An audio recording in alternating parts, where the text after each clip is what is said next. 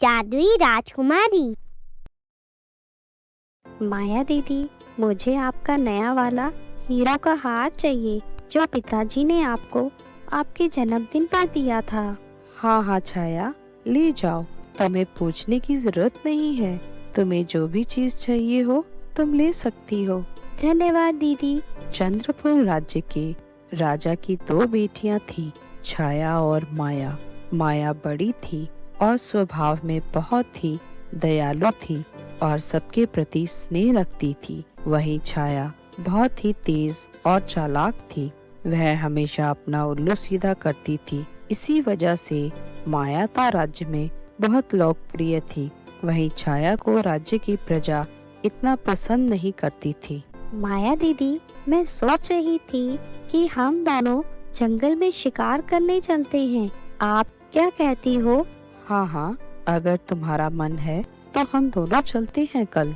और अगले ही दिन छाया और माया दोनों अपनी दासियों को लेकर जंगल में शिकार करने निकल पड़ती हैं। जंगल में पहुंचकर दोनों शिकार करने लगी, पर छाया बड़ी चालाकी से दासियों को अपने साथ लेकर थोड़ा अलग निकल गई।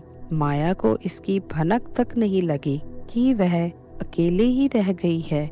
वह शिकार करते हुए घने जंगल में पहुंच गई। उसने देखा छाया तो उसके साथ ही नहीं है और ना ही दासियां। वह वापस मुड़ती है और देखती है कि काफी अंधेरा होने लगा है।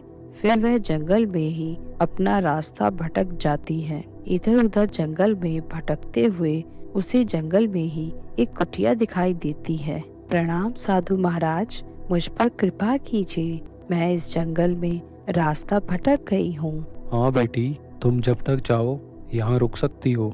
धन्यवाद बाबा। माया 2 दिन वहीं साधु बाबा की कुटिया में रुकती है और बाबा की खूब सेवा करती है। उसकी सेवा से प्रसन्न होकर बाबा उसे आशीर्वाद देते हैं। बेटी माया, मैं तुम्हें एक शक्ति प्रदान करता हूँ। इस शक्ति के द्वारा तुम एक जादुई राजकुमारी हो जाओगी। ध्यान रहे, इस जादुई शक्ति का प्रयोग केवल आवश्यकता पड़ने पर ही करना है और किसी को तुम्हारे जादुई होने का पता भी नहीं चलना चाहिए। 2 दिन बाद माया बाबा से आशीर्वाद लेकर फिर से जंगल से अपने राज्य की ओर निकल पड़ती है और जल्द ही अपने राज्य वापस आ जाती है। अरे दीदी, आप कहाँ रह गई थी? मैं 2 दिन से आपके लिए कितनी परेशान थी।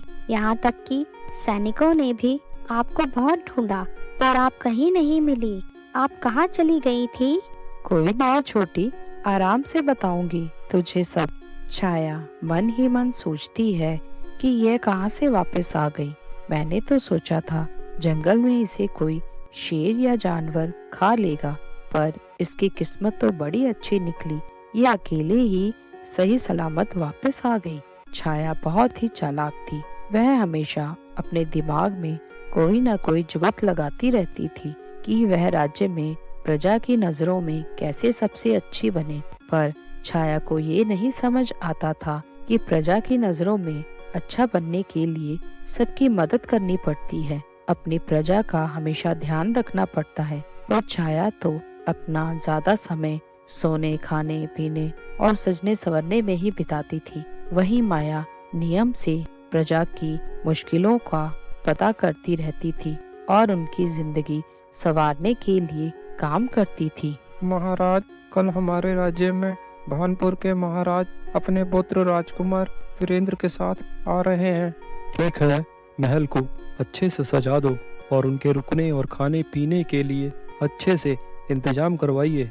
कहीं कोई कमी नहीं रहनी चाहिए। महाराज, आज आपसे मिलकर बहुत प्रसन्नता हुई। मैं यहाँ अपने पुत्र राजकुमार वीरेंद्र के साथ आपकी पुत्री से विवाह हेतु पधारा हूँ। इतने में दोनों राजकुमारियां छाया और माया अपने पिता राजा के पास पहुंचती हैं। वहीं राजकुमार वीरेंद्र माया को पहली नजर में ही देखकर पसंद कर लेते हैं। राजा अपनी पुत्रियों का परिचय उन दोनों से करवाते हैं। दोनों ही राजकुमारियां राजा जी और उनके पुत्र राजकुमार का स्वागत करके वापस चली जाती हैं। महाराज, हम अपने पुत्र वीरेंद्र का आपकी पुत्री माया से विवाह करवाना चाहते हैं। आपकी इस पर क्या राय है? हमें कोई आपत्ति नहीं है, हमें बल्कि खुशी होगी आपके पुत्र वीरेंद्र से माया का विवाह करके। इस तरह राजकुमार वीरेंद्र का विवाह माया से तय हो जाता है और सभी तरफ उनके विवाह की तैयारियां शुरू हो जाती हैं। पर छाया को यह सब बहुत बुरा लगता है क्योंकि वह राजकुमार वीरेंद्र से विवाह करना चाहती थी। छाया गुस्से में आकर माया के भोजन में जहर मिला देती है, लेकिन वह भोजन की थाली राजकुमार वीरेंद्र खा लेते हैं और खाते ही वह बेहोश हो जाते हैं। यह देखकर माया और वहां बैठे सभी लोग बहुत हैरान हो जाते हैं कि खाना खाते ही ये क्या हो गया। तभी राजकुमारी माया राजकुमार के सर पर हाथ रखती है और देखते ही देखते राजकुमार होश में आ जाते हैं और ऐसा लगता है कि जैसे कुछ हुआ ही ना हो। गुप्तचरों, इस बात का जल्दी से पता करो ये कैसे हुआ और जल्द ही तफ्तीश करके इसके बारे में मुझको बताओ। कहो, क्या पता चला है?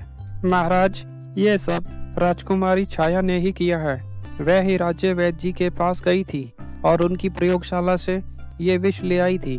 राज वैद्य द्वारा ही ये जानकारी मिली है हमें। छाया, ये क्या व्यवहार है तुम्हारा? अगर राजकुमार को कुछ हो जाता तो हम क्या जवाब देते? पिताजी, मुझे माफ कर दीजिए।